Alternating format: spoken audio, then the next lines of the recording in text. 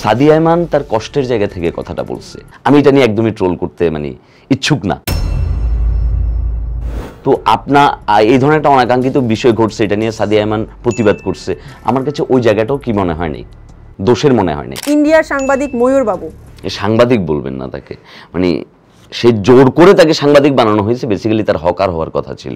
Recently actress Sadia আয়মানকে নিয়ে social মিডিয়াতে একটা বিষয় নিয়ে ট্রোল হচ্ছে, একটা অনাকাঙ্ক্ষিত ভিডিও নিয়ে।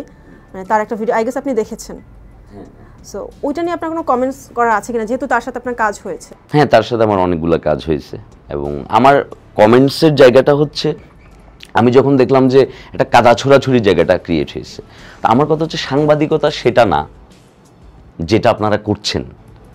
এখানে হচ্ছে তার এই বিষয়টাকে আমি আপনার ব্যক্তিগত কোনো কিছু আপনার অনুমতি ব্যতীত করতে পারি না। এই রাইটস আমার, এই অধিকারটুকু আমার নাই। তো এই ধরনের একটা অনাকাঙ্ক্ষিত বিষয় ঘটছে, এটা নিয়ে সাদিয়া আয়মান প্রতিবাদ করছে।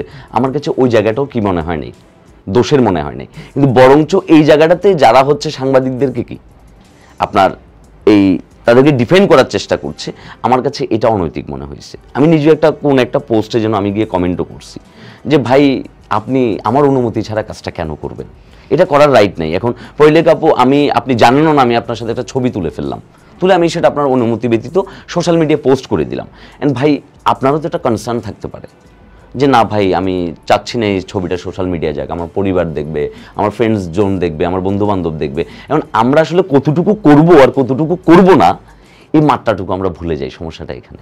আপনি কাকে বেশি মিস করেন, হাউন আঙ্কেল নাকি পলককে? দুজনকে মিস করি, কারণ এই দুজনকে মিস করার মতো যথেষ্ট অপকর্ম তারা করে গেছে। আচ্ছা, এমন আছে না যে একজনকে একটু বেশি মিস করি? না, যখন মাঝে মধ্যে ইন্টারনেট নিয়ে ঝামেলা হয় তখন পলক সাহেবকে মিস করি, যখন আমার নাগরিক অধিকার নিয়ে কোনো সমস্যা হয় তখন আবার হাউন আঙ্কেলকে মিস করি। মানুষ মূলত হাউন আঙ্কেল।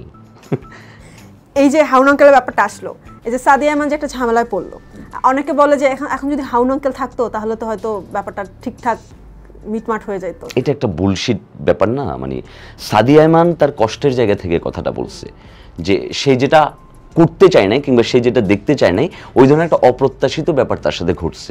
এটাকেও যদি আমরা ট্রোলের পাত্র বানাই ফেলি, তাহলে আমার যে নাগরিক অধিকার, আইনের কাছে হচ্ছে আমার যে প্রত্যাশা,